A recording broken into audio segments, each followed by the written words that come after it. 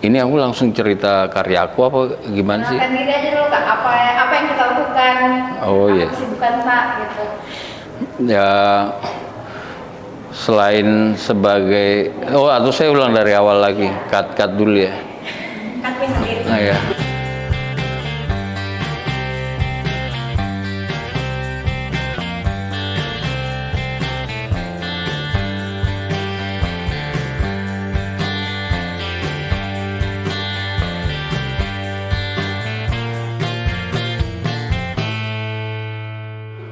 Halo, namaku Jimbo.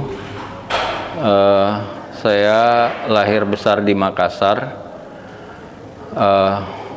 tapi beberapa tahun terakhir tinggal dan bekerja di Bandung dan Yogyakarta sebagai seorang seniman. Kegiatan saya selain sebagai seniman sih, ya selain urusan domestik gitu, ada beberapa proyek juga yang lagi running. Selebihnya sih ya nongkrong aja. Oh iya. Nah dari situ aku menyimpulkan kalau ini tuh Pantai Losari. Itu tahun berapa? Sempat ada tsunami tahun 1929.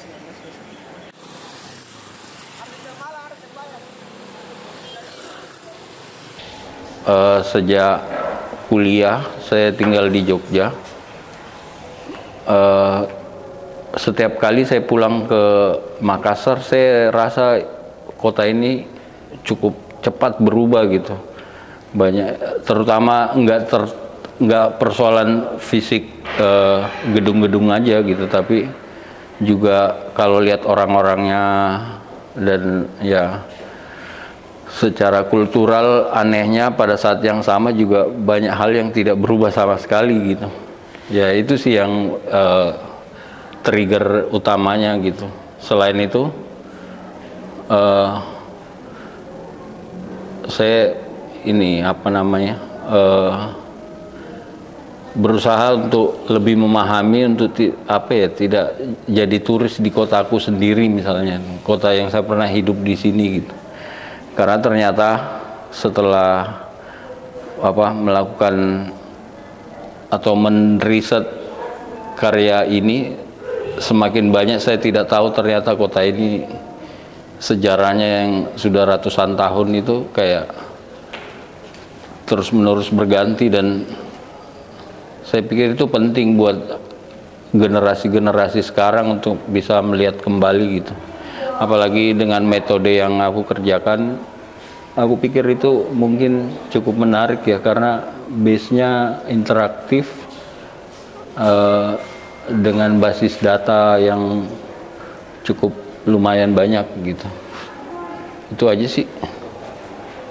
setelah peristiwanya itu di gedungnya. Saya awalnya melakukan riset itu di daerah Bontoala gitu. Waktu itu karena pikiranku adalah waktu itu Bontoala itu menarik karena aku menyimpulkan bahwa Bontoala itu adalah cikal bakal namanya kampung di kota gitu. Kampung di perkotaan Makassar itu dari Bontoala. Kalau yang lain-lainnya itu sih sudah lebih duluan kosmopolitan gitu. Terus setelah melakukan observasi dengan M dan Taufik yang dibantu sama mereka, yang menemani jalan-jalan ke Bontoala, ternyata tidak seperti yang saya harapkan sebelumnya, karena data-datanya sejarah itu kayak benar-benar sangat minim dan terbatas gitu. Bahkan dinas-dinas purbakala di sini kayak juga nggak punya banyak datanya tentang itu gitu. Akhirnya aku memindahkan lokasi karya ini ke area yang lebih banyak, aku gampang menemukan datanya gitu. akhirnya udah pindah ke Fort Rotterdam dan sekitarnya gitu. Nah, setelah melakukan beberapa kali observasi dan riset data gitu, akhirnya aku membaginya menjadi 2 rute gitu. Berdasarkan apa ya namanya itu, ke kegiatan-kegiatan yang sifatnya lebih informal itu ya aku bagi membuatnya menjadi rute informal, yaitu daerah pecinan ya Fort Rotterdam ke arah utara. Kemudian yang satu lagi itu aku menyebutnya rute formal karena rute itu memang melewati kebanyakan bangunan-bangunan atau gedung-gedung pemerintahan, terutama zaman Belanda zaman dulu. Jadi itu arahnya kalau dari benteng Rotterdam itu ke timur. Jadi kita keluar terus ke arah timur. Itu, nah yang menarik di rute formal itu karena kita masih bisa menyaksikan masih banyak, ya nggak banyak juga sih, masih cukup lah untuk melihat gedung-gedung yang lama-lama itu masih ada beberapa yang berdiri gitu dan masih digunakan sampai sekarang gitu. Ya itu sih. Aku memutuskan atau apa gitu. Aku sudah membuat keputusan kalau menurutku buat aku gitu seni itu harus menyenangkan gitu. Dimanapun aku pergi gitu atau kemanapun aku membuat karya itu kalau bisa itu bisa menjadi menyenangkan. Nah itu kenapa aku rasa itu penting, karena itu untuk menjaga mood, menjaga konsistensi untuk terus berkarya gitu. Jadi amunisi untuk terus bergerak, terus melakukan banyak hal gitu. Ya itu sih.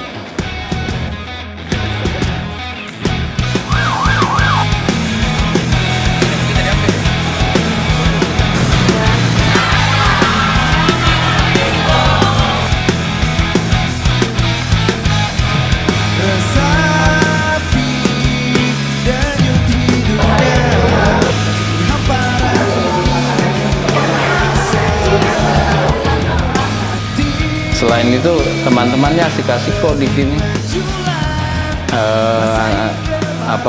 Anak-anak panitia Makassar Biennale oke, terutama asisten-asisten saya yang memang agak-agak bodoh sih, cuman inilah ya lumayan menemani lah.